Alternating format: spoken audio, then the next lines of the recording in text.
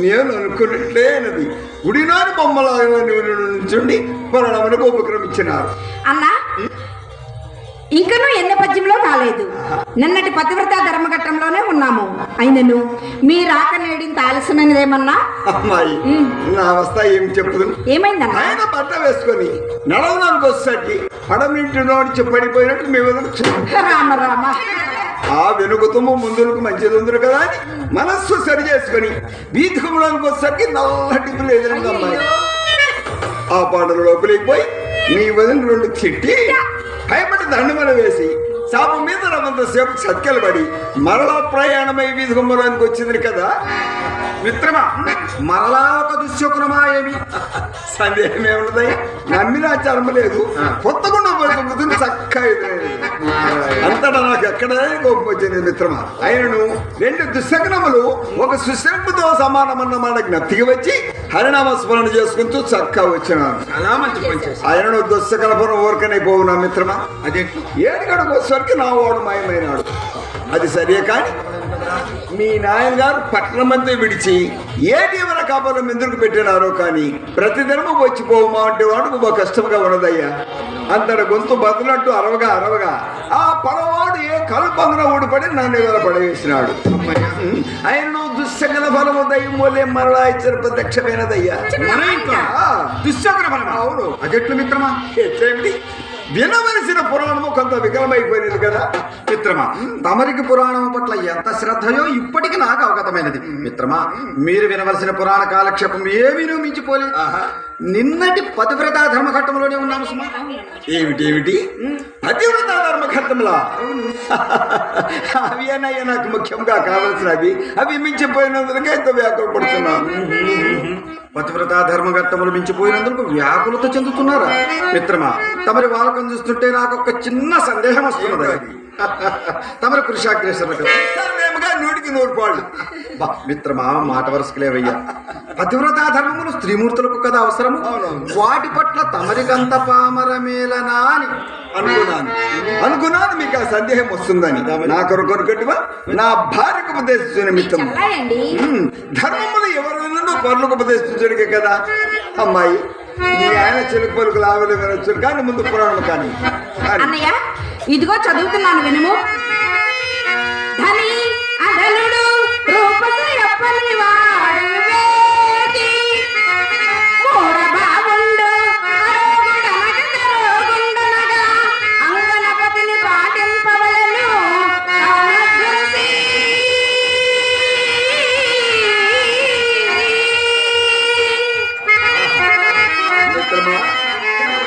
మా చెల్ల ఎంత చక్కగా పాడిందో వినవడయ్యా. వరహాలకెత్తైన పద్యం మిత్రమా. ఈ పద్యమును తర్వాత వల్ల వేసేదని కానీ పద్య భావమతియు అరటి మంది నడిచినట్టు విడదీసి చెప్పు మిత్రమా. భావము చెప్పమందువా. రథ వింటున్నావా? భర్త ధనవంతుడు కానిము, దరిద్రుడు కానిము, రూపవంతుడు కానిము, కురూపి కానిము, ఆరోగ్యవంతుడు కానిము, పాపం అనారోగ్యవంతుడు కానిము మిత్రమా, వివేకవంతుడు కానిము, మూఢభావుండు కానిము, వాని భార్య వానిని ఎల్లవేళలా భక్తితో సేవించుతూ ఉండవలనని దీని భావము. మహానుభావుడు కవి బ్రహ్మ ఏం పద్యం రాసినాడు మిత్రమా. ఆతడి ఇప్పుడు బ్రతిక ఉన్నచో అడదీసి పడ్డ పచ్చదారుల ఈ పద్యమును వినిపించదున మా ఇంటి దానిలో మనీ లేవదు మిత్రమా. భర్త ఎంత కురూపి అయినను భార్య అతను కాళ్ళు కడిగి నెత్తున చల్లుకొని తీరవలసినది పురాణం మీదముగా కొంచుతున్నా దానికి తగ్గ అన్నయ్య మరి మా వదిన కూడా చక్కగా చదువుకున్నదే కదా.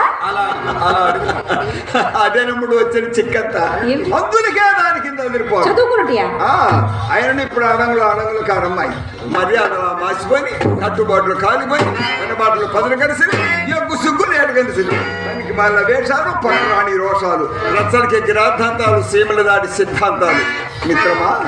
కొంతకాలం యుద్ధంగా గడిచినచో మన మగవారి నోట మన్నే కదండి. తండ్రి గారు చూసారండి అన్నా.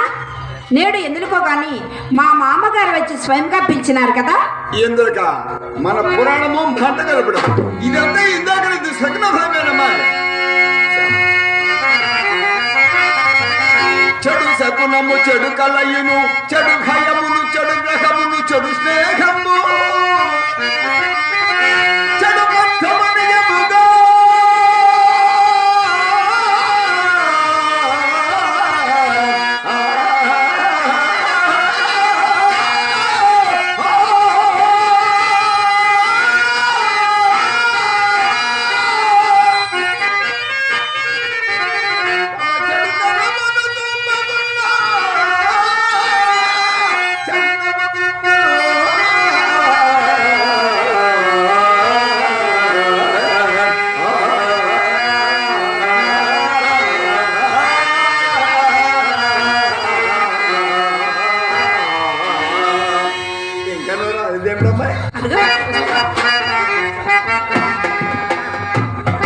పూటక పురాణ కాలక్షేపం వెతుకుతో నిలిపివేసి నాకు దుస్తులు తీసిము శీఘ్రముగా కార్యస్థానములకు పోవలసి ఉన్నది అయ్యో దేవుడా, ఏర్పాటు చూడు రాజా.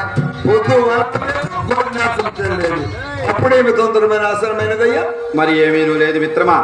నేటి నుండి నాయన గారు వ్యాపార బాధ్యతలన్నీ నా పైన విడిచి వారు విశ్రాంతి గైకున నిశ్చయించినారు. ముందు వర్జమున్నందున శీఘ్రమే రమ్మని ఆజ్ఞాపించినారు. చూడు మిత్రమా, ఇటువంటి సుదినము ప్రతి పురుషులకు తప్పక వచ్చి తీరవలసింది. ఎటులందువా పుత్రోత్సాహము తండ్రికి పుత్రుడు జన్మించినప్పుడే కలగదు కదా. ఆ పుత్రుని కనుగొని జనులు పొగుడుచుండ నాడు కలుగురా సుమతి అని ప్రాయము వచ్చినాక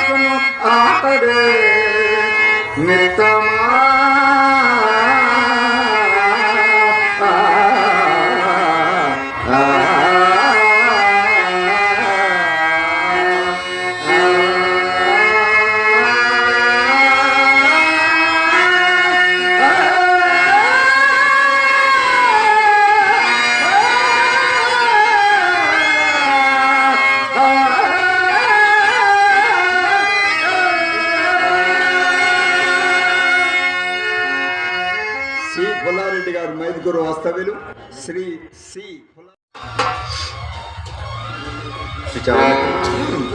మిత్రమా మిత్రమా యుక్తం వచ్చినంత ప్రతి యువకుడు తండ్రి గారికి చేయవలసిన సేవలు ఇవి కదా. అవశ్యం.